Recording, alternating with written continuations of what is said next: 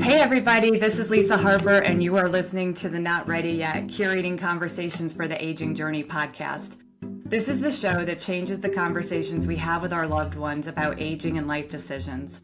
Let's have more honest conversations where we speak the quiet parts out loud. Today we're diving into the intersection of music, memory, and innovation in dementia care. I am delighted to welcome Dio and Christina Tadin, the husband and wife team behind Memcara, a therapy-based web app that uses music and imagery to engage people with memory loss. Together, they've built a practical tool that blends professional techniques, industry partnerships, and ongoing research to make meaningful memory care more accessible and cost-effective. Memcara is helping to bridge the gap between clinical insight and everyday caregiving. Just this month, they've launched a new home care access. Christina is a board-certified music therapist with over 20 years of experience in dementia care. And Dio brings both his background as a musician and his personal journey as a caregiver. So I thank you both for being here. I'm just so excited to have this conversation. We talked a little bit about your backgrounds, but if you guys could kind of shape it for us and help us understand how this came to be. So I got into being a music therapist actually way back when I was younger. My dad really felt that music therapy was a thing of the future. So I looked into it. I started studying music therapy in school, and I really fell in love with it. I wanted to be a professional musician, a professional flute player in an orchestra. But once I started to study music therapy, I found it much more fulfilling. And my very first job working in memory care was when I was just about 22, 23 years old. And I fell in love with the population, and it's been my journey ever since. But what I found was that music could reach the whole person, could reach a person that many times the other staff member felt they were difficult to engage, but music could help reach inside and pull that person out and make meaningful connections. So that's how my journey in music therapy began. Now, And Dio, how about your side?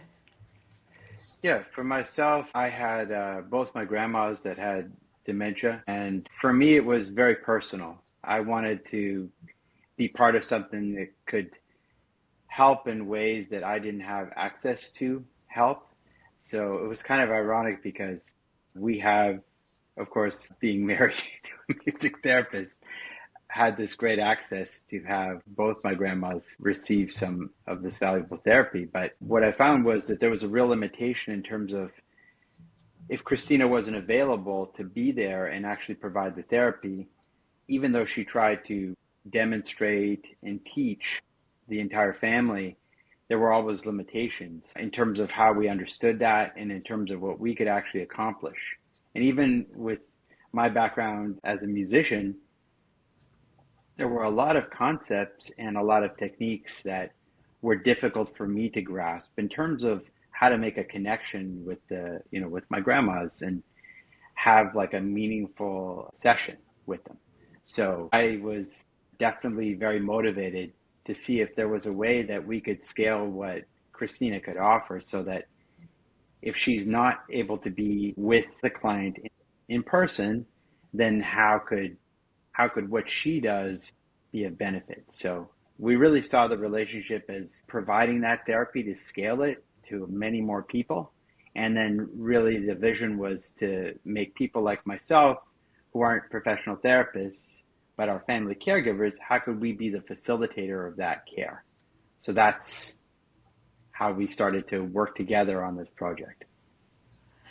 Most people are listening, some will be watching on YouTube, but we don't have the program in front of us. So there's visuals and then the music. Could you give us just a summary of what we should be thinking about as we're talking, like how it presents to the caregiver to use to support their loved one in the memory loss process? sure. So I think what a lot of individuals don't realize that even if someone has memory loss, you can still work with a lot of what remains. So as a therapist, I would go in and work with what remains. So how I would accomplish that and how we accomplish that in Memcara is we pair narration, therapist narration, with vivid imagery and with the music. So it's like a daily dose of a targeted emotional journey that we are taking the care recipient on to connect with what remains, not to focus on what they can't do at the moment, but what in this moment can they connect with. And so every day we open up like a new window and find a new connection point. So there's always still something new and something vivid to connect to in life and in that moment with that individual. So our program is mostly, what I want to reiterate is, it's a 15-minute targeted intervention that you can use to as a springboard to connect with someone through communication, through cognitive stimulation, and emotional engagement. The daily exercise. Yes, that's right. And yeah, so every Monday we deliver 8 new programs. So every Monday is a whole new series of interventions that you can use. You can use them back to back and have longer programs. You can do them every day. But basically, we're trying to say that even if you have memory loss, there's still so much that remains. So let's work with what is there and let's stimulate the mind, stimulate connection, stimulate cognition, stimulate that connection to self, which is so powerful when you're using music. And music does. I mean, we all know music reaches us in a different way. It triggers different parts of the brain. And so that engagement that you're talking about, it's almost like uncovering these areas that have been covered up. Yes, that's correct. There's not a processing region of the brain that processes music. Music activates the whole brain. It's not in one central area. So that's what's amazing. It lights up your vocabulary, your communication, lights up memory, it lights up movement. So many times when using music, if you use music therapy more consistently, we have found that individuals using the program have been able to connect to more their latent abilities, which hadn't been worked on before because of the memory loss. I mean, it's just amazing that to tap into something like that with the whole brain triggering and firing. What does the research say? So we've been lucky to be working with Empower Labs at Dartmouth, and we have been doing studies for the past 3 years to work on measurable outputs that could be shared across the team. Actually, right before we jumped onto your podcast, we were just talking about that, how it's been amazing that sure, sometimes the first time someone watches our program, there is a reaction. But what we are really looking for and what we have found, which is even more incredible, is that through the targeted use on a consistent basis, that we have seen an uptick. So it's been more like around 3 to 4 weeks in, we see more engagement that staff never thought was possible with these individuals anymore. So did you want to add more on that, Dio? Yeah, so specific things that we see is, for example, increase in word count, increases in two-way communication, increases in moments of memory recall, increases in self-awareness.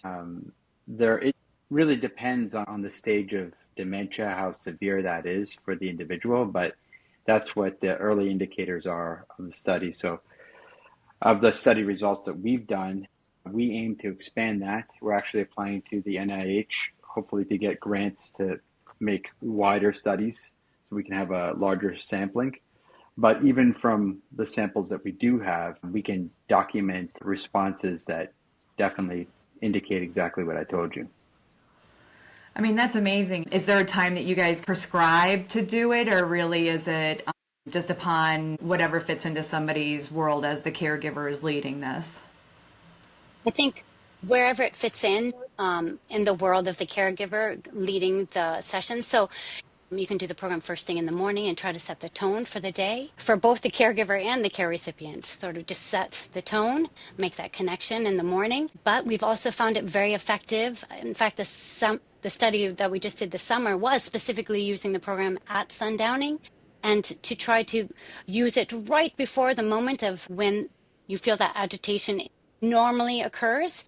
And I know that Dio had a great experience with one individual who had become very agitated, and it was hard for the staff to calm them down. And he would set off a chain reaction in the facility, in the memory care. But Dio, did you want to say that story? I think it was such a great story that you shared with me. Sure. So this particular person, one of the symptoms that they had, the behaviors that were challenging, was that they would wander a lot, which is something that we found happens a lot. And they'd also become very agitated during sundowning. So it was kind of like the two challenges that certainly this skilled nursing facility had. So it was very interesting. We did an intervention with him in the morning. Typically, this person would struggle to stay in one place for more than a very short amount of time. They ended up staying for over 45 minutes. They were so engaged with the imagery. In this particular case, it was some sunflowers, and they had a connection to the sunflowers because they were an avid gardener. They loved nature, and a particular song was "Those Were the Days." Just seeing the title, hearing a little bit of it, it really connected them to the cabin that they had, in the mountains, and that just sparked a tremendous amount of conversation where actually the person became emotional, and it was really very helpful for them to be able to express that. And they felt at the end of the session really much better than they felt at the beginning. And Memcara measures that as well. So whenever we do something, we really thought about it like bringing a clinician to your home. So when a clinician would do something, what would distinguish me as a musician doing something with music as opposed to someone like Christina? One of the distinguishing factors would be, what are the goals? What symptom are we trying to treat? So we're always documenting that. So in this individual's case, before we started the session, we documented that they had challenges with wandering and they were agitated. So we were measuring how were they before they started and how were they after the session. So we could really get a sense of, over time, is what we're doing really effective with the individual? If this is no longer effective, what might we try that might be effective? Where are their interests going? How are they responding? All of that data is important for us to understand so that we could be more adaptive and more dynamic in our response to the types of treatments that we might bring them. And really, I think that's something to reiterate. The whole concept of Memcara was to scale a therapist being able to come to your home, to make that access available to you.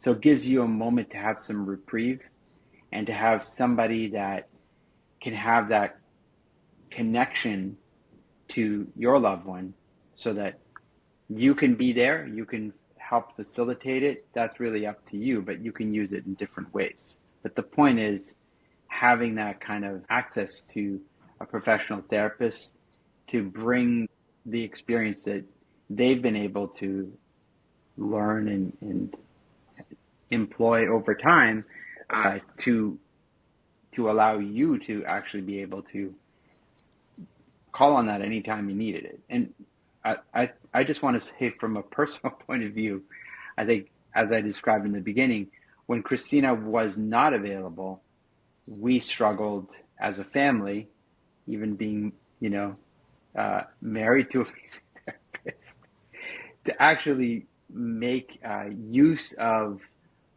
music in the way that she would be able to.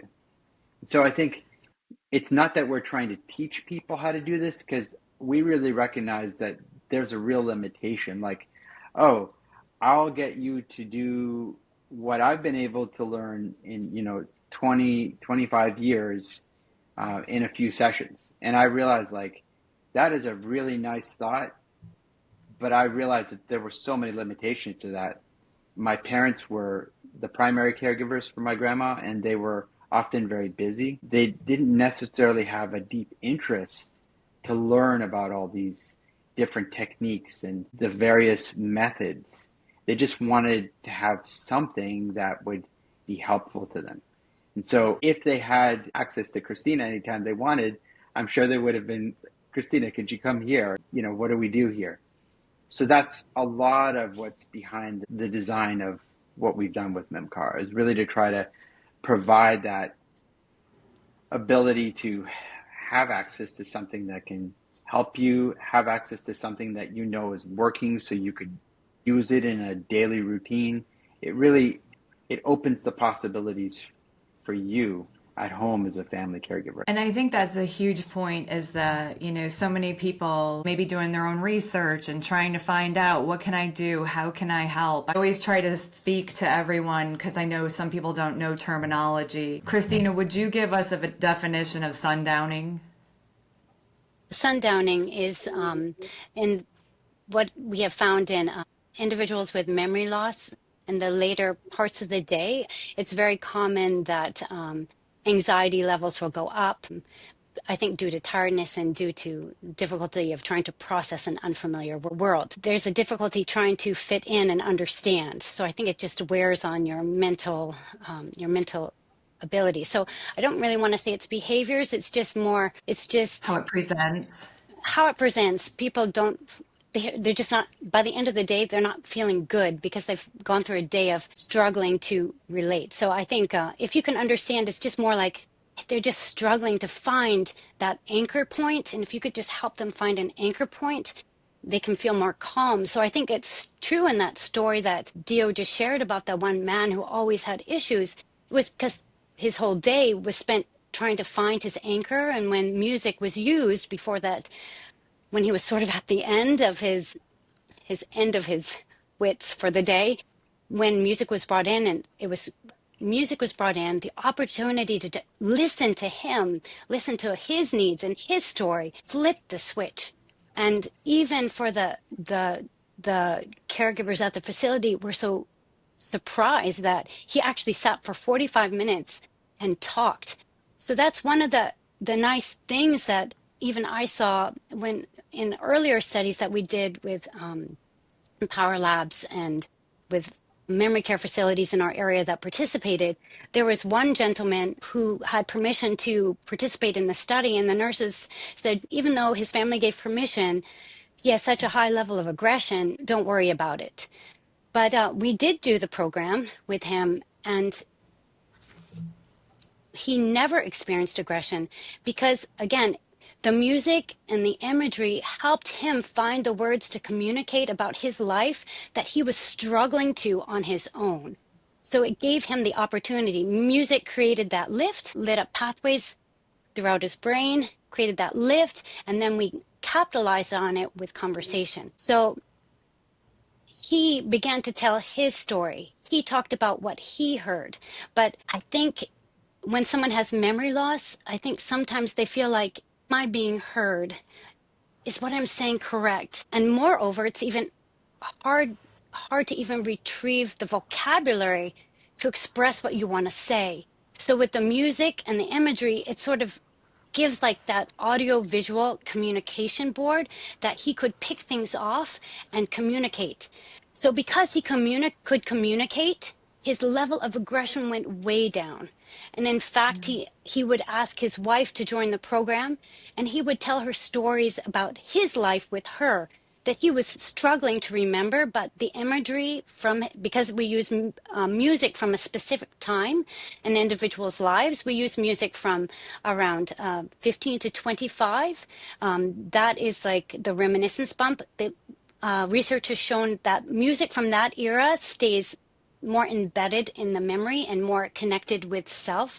So we use music from this era. He was able to connect to it and tell stories, and his experience changed. And even 2 years on from the study, I've met with this gentleman again. His aggression has gone way down because, again, he felt heard. So I think that's what we're trying to do.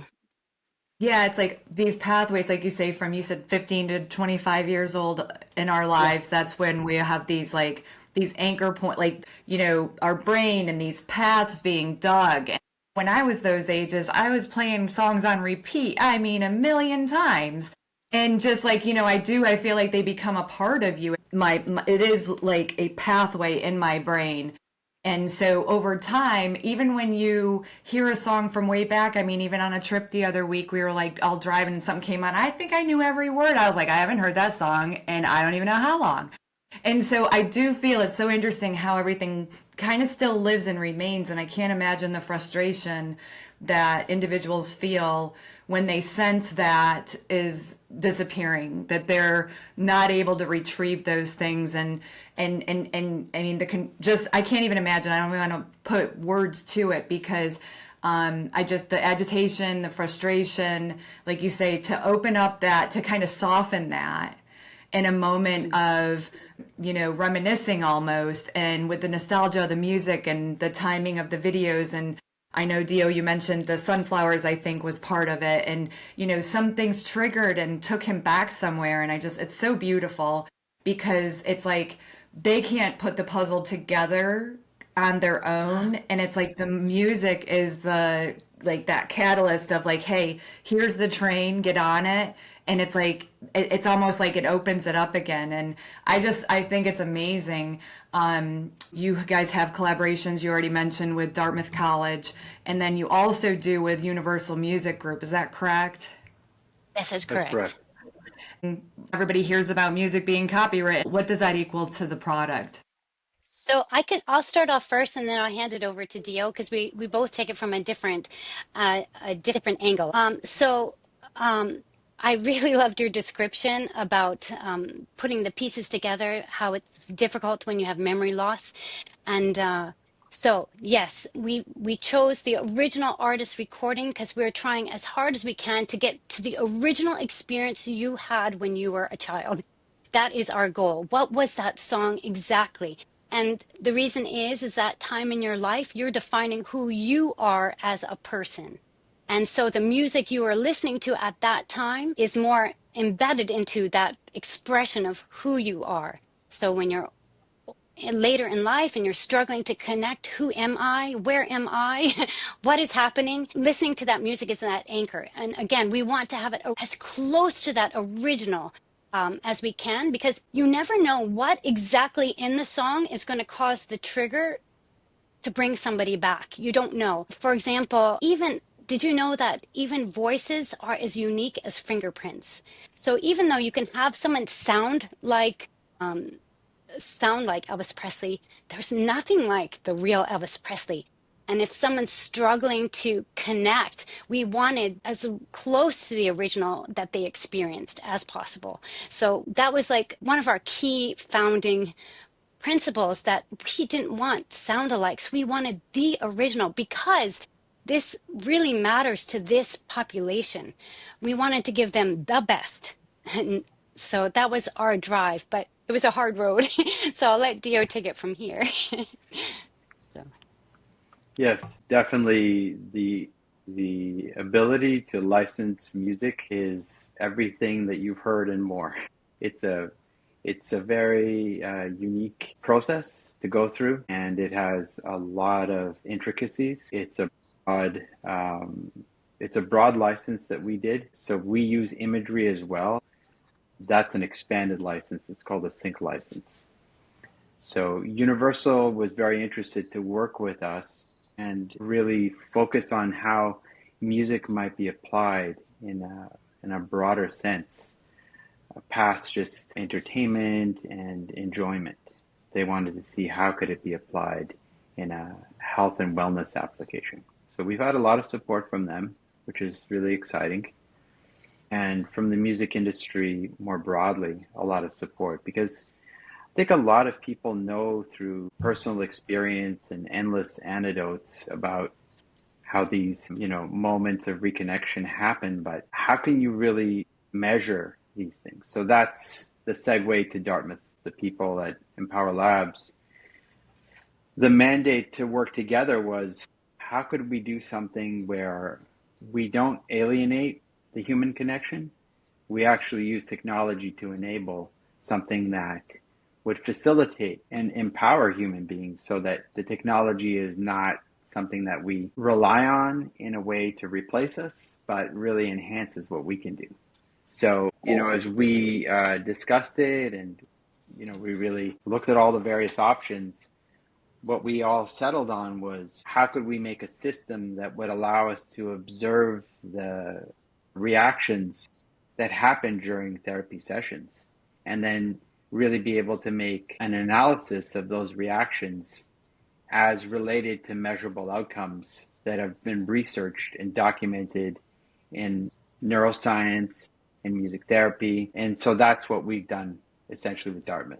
That's been the project, and it's exciting that we've actually created a data pipeline to ingest all of that information, and now we've created analysis tools to actually look at what's happening. And even in individuals where, say, they've got more severe dementia symptoms, the characterization of that individual, we found by a lot of care staff, is that there's really nothing available in terms of what could be relatable in terms of their cognition. They're so severely impaired that is there anything that's getting through? Without this kind of observation, it's true, because over 2 to 3 interventions over 1 to 2 weeks, it's correct. There's not much of a response. But in our studies, when we were able to observe this and then see a response over 12 weeks, over many sessions, then we could start to measure responses that happened, like through facial affect. How much attention were they focused on what they were seeing? How many words did they say? Well, we have a baseline. If they said 0 words, we could count and document that. By session 19, maybe there were 700 words. We could document who initiated a conversation. Were there moments where there were memories recalled? These are all significant in terms of the cognitive ability of that individual. And it really supports the broader concept that what we can't measure, we struggle to treat. So A, it's not motivating to a caregiver because they feel nothing's happening. And B, they don't know if what they're doing has any long-term effect unless they could document long-term effect. So we're really looking at this, I guess the best analog is to think about it like physical rehab. If somebody has, an injured shoulder, they might come in and they'll get assessed and they'll say, okay, you've got 20% mobility in your shoulder. And we're going to work with you because we think that perhaps there's an opportunity to get you to 50%, maybe more. But we can document that there is an increase in movement. There's an increase in range of motion. So in the same way, if we can document that there's an increase in cognitive ability by tapping into what's latent, then we can also do something similar.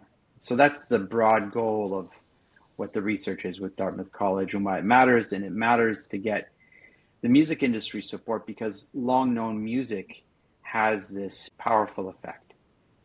So both of those components had to be present to make Memcara possible.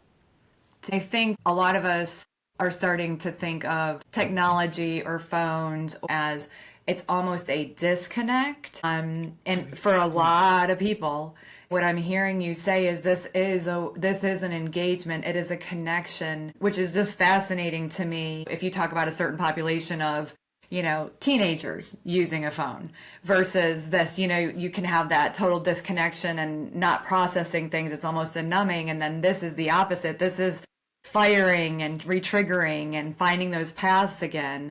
So I think it's fascinating and a beautiful way to use technology. Sometimes the technology, the Google, the searching of everything, it's almost the overload and it paralyzes people from taking any action.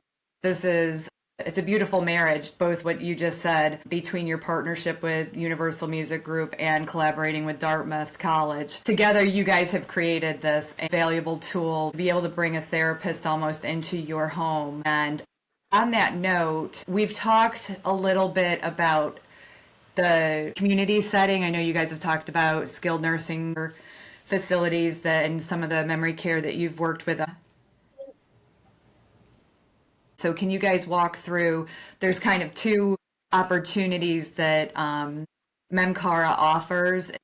Could you tell us about the 2 pathways that you have available for both caregivers and community settings?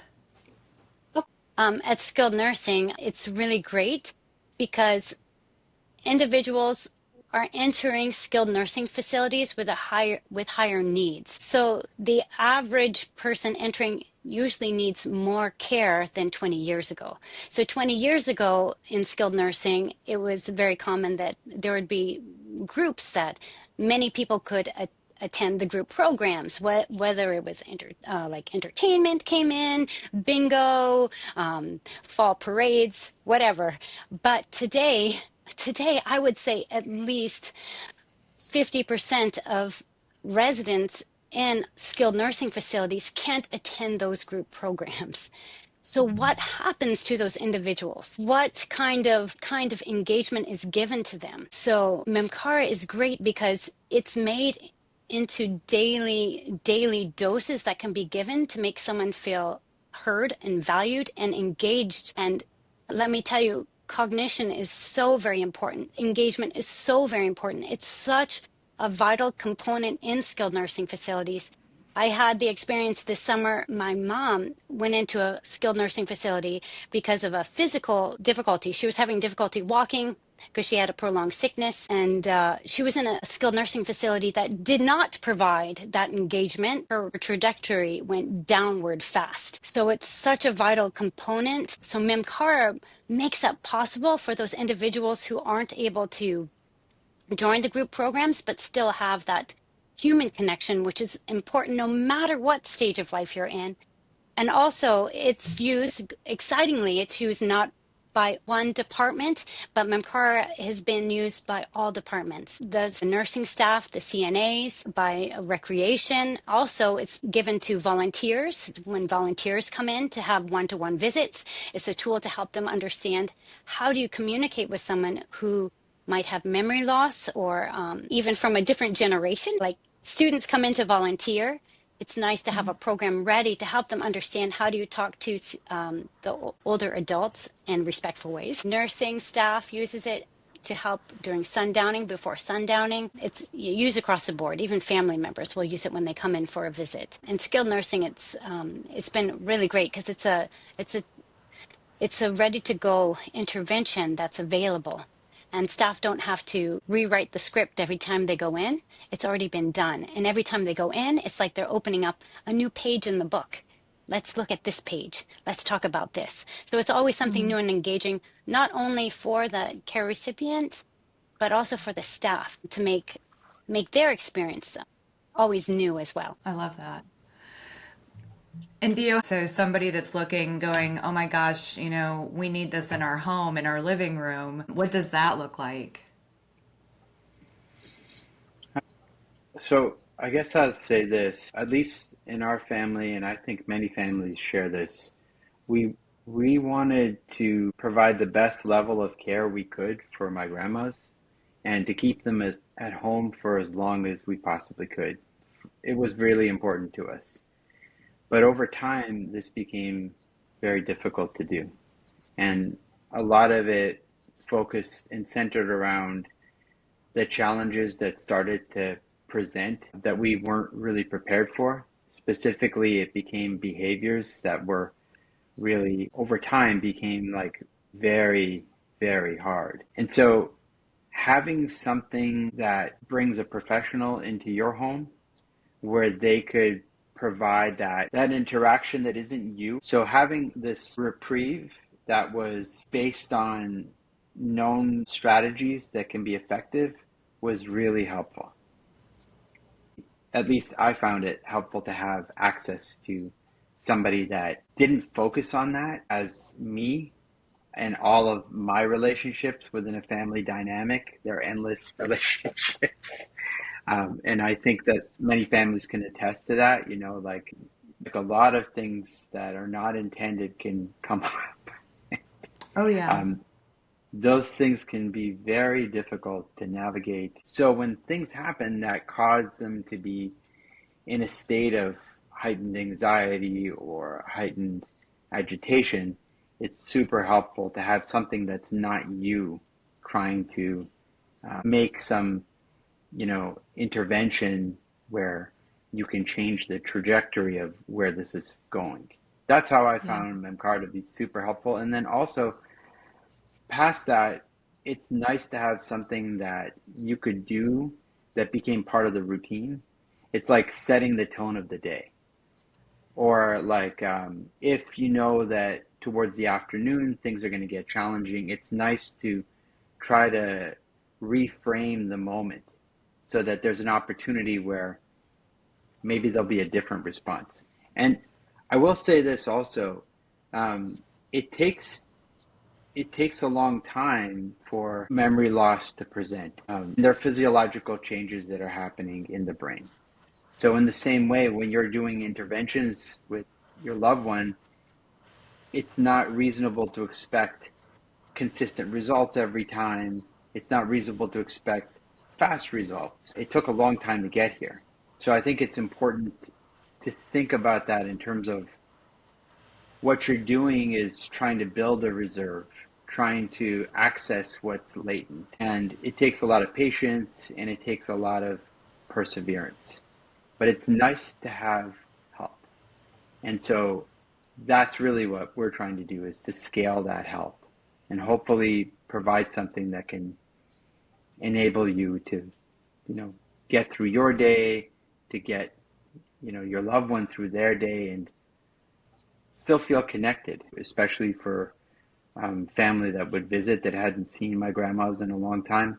It would be like the person I used to know is gone, and they would become very emotional and feel really like despondent. And it was like, whoa, wait, we have to take care of her. This is not the way to approach this, because otherwise we can't be effective in terms of doing what we need to do to just provide the best outcome we can in this moment. So a lot of that we had to kind of push to the side and try to focus on, I think, like Christina said, and it was, again, we had the benefit of a Christina in our lives where it was like, okay, not all is lost. Let's focus on what's possible. And that allowed us actually to keep both grandmas at home for a really long time. They were both into their mid 90s by the time they even entered skilled nursing. Wow. So it was super, super helpful. So we hope that what we've created can help others have access to those sort of strategies and interventions. And so tell us about that access. What did you guys just recently launch? We recently launched the home access so that caregivers, home caregivers can log in and use our programs. It's very easy. You can get access on our website for home use. You log in. Again, as I mentioned, that every week is a whole new series of interventions. So you'll have interventions for the whole month available for you, but every Monday is a new set. And you choose which ones you would like to focus on, and you just select your program, and we record why you're choosing the program. We do a pre-test of mood. The program will begin. We give follow-up discussions, how you can make the discussion longer. We ask that caregivers use the program, as I mentioned earlier, like a storybook. Don't use it to sit back and passively listen, but use it to point out what's being seen, what's being heard, engage with it in any way you think possible, and encourage the person you're with. Just point things out. And what we found after doing this is that the individual in your care will also begin to notice and pay attention to what's happening. So that's how you use it. It's actually pretty simple. We tried to make it as simple as we could, as intuitive as we could. And so with internet only, it's accessible with the login. Okay, so no downloading anything. Yeah, No that's download. correct. It's all streaming. That was also part of the whole licensing with Universal. There was no downloads. It's not there's not a technology wall or anything that people have to figure No, out, it's not just at all. if you can log into something on your computer, you can do this. Yes, and yeah, all you need is a browser.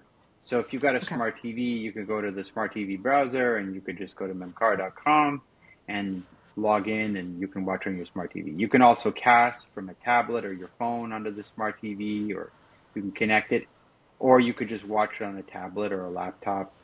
Really, it's up to you, whatever works. But it's super flexible in that way.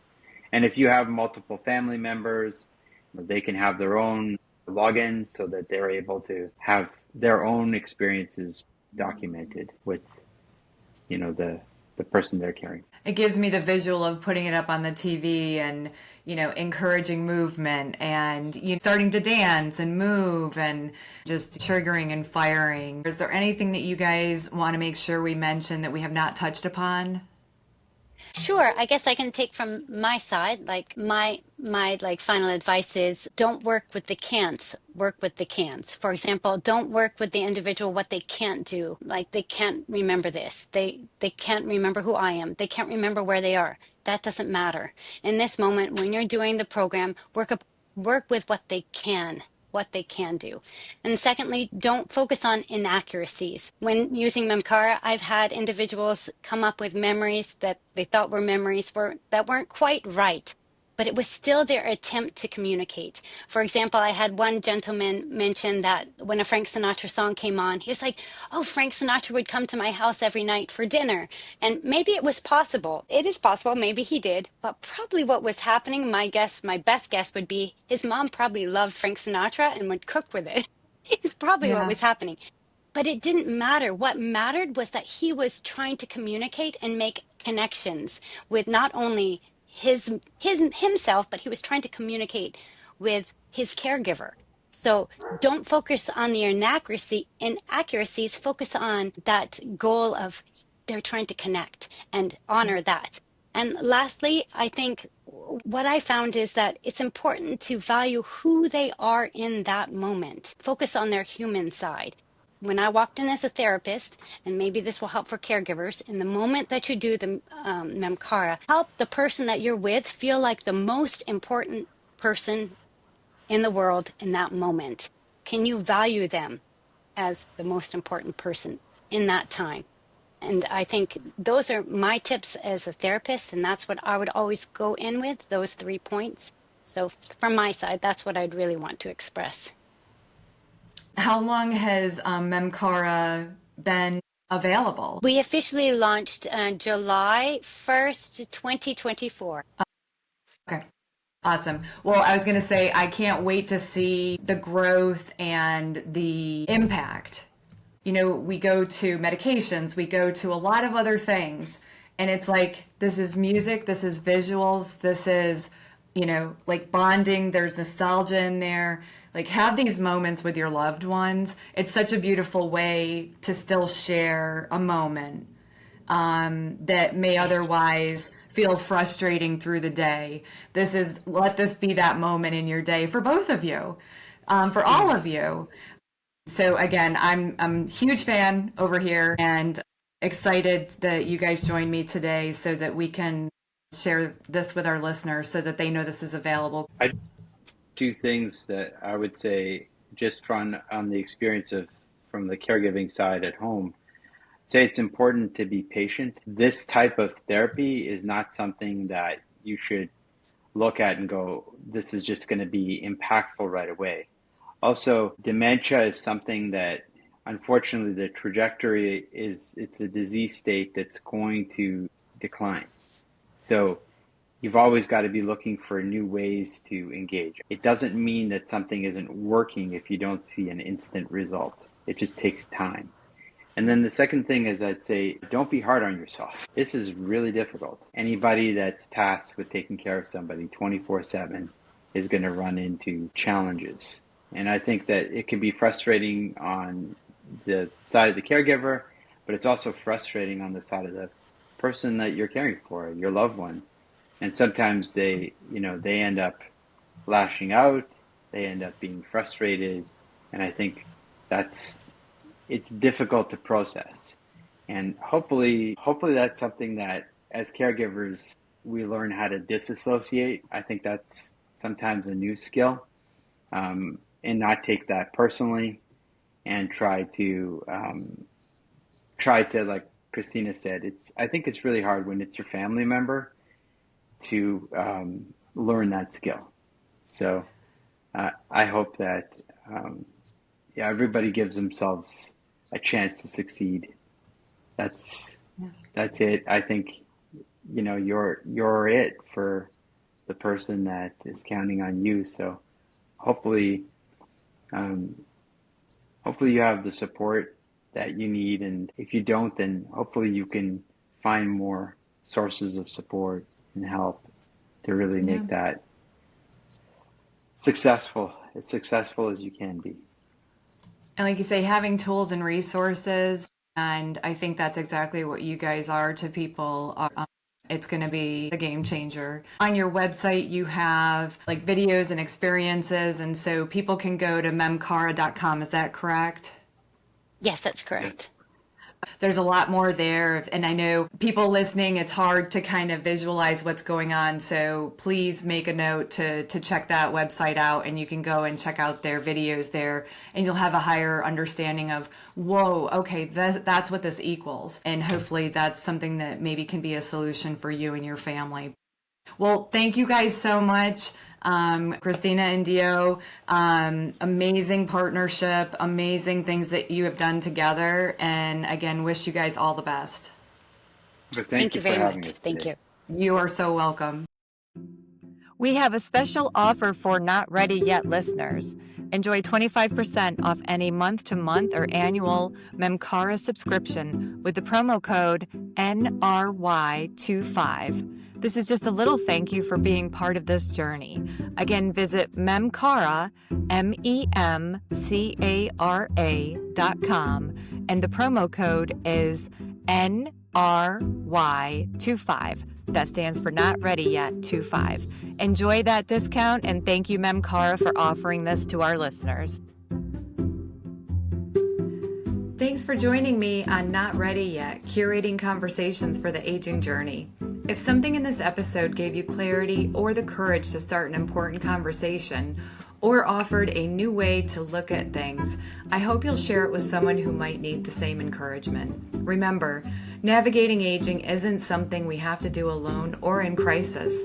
With love, logic, and the right tools, we can face what's next with confidence and connection. Be sure to follow or subscribe so you never miss an episode. And if you're feeling generous, leave a review. It helps others find the show. And just a quick note, the information shared on this podcast is for educational and informational purposes only. It is not intended as a substitute for medical, psychiatric, legal, or other professional advice. Always consult a qualified professional for guidance tailored to your unique situation. This is Lisa Harper, and I'll see you in the next episode. Bye for now.